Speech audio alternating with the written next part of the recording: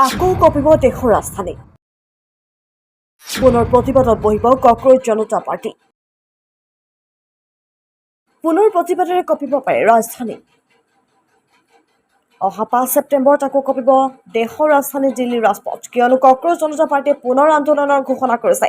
কক্ৰজ জনতা party চমুকৈ CJPয়ে উল্লেখ কৰা মতে বিগত 25 জুলাইত চৰকাৰে যুৱক যুৱতীসকলক দিয়া প্ৰতিশ্ৰুতি পূৰণ কৰা নাই, যাৰ প্ৰতিবাদ স্বৰূপে এইবাৰ পুনৰ CJPয়ে এক টুইটাৰ পোষ্টযোগে 5 ছেপ্টেম্বৰত দিল্লীত শান্তিপূৰ্ণ পদযাত্ৰা কৰাৰ কথা ঘোষণা কৰিছে। কাৰ্যকৰী সমিতিৰ এক বৈঠকত লোৱা সিদ্ধান্তৰ মতে সংগঠনটোৰ বিষয়ববীয়াসকলে ইণ্ডিয়া গেটৰ পৰা আৰম্ভ কৰি নতুন দিল্লী আৰক্ষীৰ মুখ্য কাৰ্যালয়লৈ এই যাত্ৰা পুনৰ আৰম্ভ কৰিব। দেশৰ বিভিন্ন প্ৰান্তৰ যুৱক যুৱতী ছাত্ৰ ছাত্ৰী সংগঠন যুৱ সংগঠনক 5 ছেপ্টেম্বৰত ইণ্ডিয়া গেটত উপস্থিত হৈ পদযাত্ৰাত যোগদান কৰিবলৈ আহ্বান জনাইছে CJPয়ে।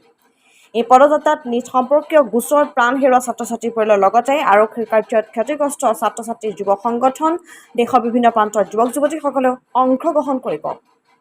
CJPৰ এই বৈঠকত কেন্দ্ৰীয় চৰকাৰ, বিজেপি, NDA শাসিত ৰাজ্যসমূহে 25 জুলাইত যুৱক যুৱতীক দিয়া আশ্বাসৰ স্থিতি পৰ্যালোচনা কৰে আৰু 25 জুলাইত যুৱক যুৱতীসকলক দিয়া প্ৰতিশ্ৰুতি কেৱল ঘোষণাৰ মাজতেই সীমাবদ্ধ নাৰাখি মঞ্চ সম্পূৰ্ণৰূপে কাৰ্যকৰী কৰিবলৈ চৰকাৰক দাবী জনায়।